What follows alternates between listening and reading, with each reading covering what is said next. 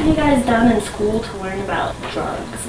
We haven't really done much in counseling. That's the only place that we really learn about drugs. Jalen Nicholas and Peyton Joyner learned about drugs when Jalen's mother, Kristen, died from a fentanyl overdose at the age of 27. It does surprise me that because it's become such an epidemic that they don't do more at school. Jalen and Peyton are in the 5th grade, which in many schools is where the drug education starts, with a class in the anti-drug campaign Red Ribbon Week. The piece one substance abuse expert believes is missing: teaching consequences. I teach a class here, and kind of one of my soapbox pieces is the fact that I think we don't do that in schools enough, and that's not to blame schools. I have a whiteboard, and I just take everybody will start firing away, and we'll put them up there, and it really becomes very obvious when we get done with that just all the different elements of our life that can be affected. Darren Geiger, like Becky Joyner, believes drug education should also come from parents, but teaching the latest drug trends, like about fentanyl, the drug up to 100 times more powerful than morphine,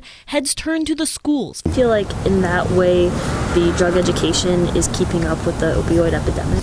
I'd like to think that it is. Officer Patrick Salvale says doctors he knows are good about telling families not to take more medicine than they're prescribed. He tells personal stories to teach Huntsville High School students in an elective class up to 8 times a year. Since these classes are elective, he doesn't reach every kid. 200 adolescents were treated for addiction last fiscal year at the Nova Youth and Family Center in Huntsville. Huntsville City and Madison County school officials turned down requests for interviews. Well, it's got the fentanyl in it, so it doesn't even take any of it hardly, and it kills them. It stops their heart, and that's why we've had so many overdose cases. Since the opioid crisis began, the school resource officer at a Madison City school updated his PowerPoint for 5th graders to include fentanyl. In high school, things get more in depth. Talking about life choices, making good decisions, and talking specifically about scenarios that students might find themselves in. Principal Sylvia Lambert brings in speakers, and drug programs focus on building relationships between students and SROs.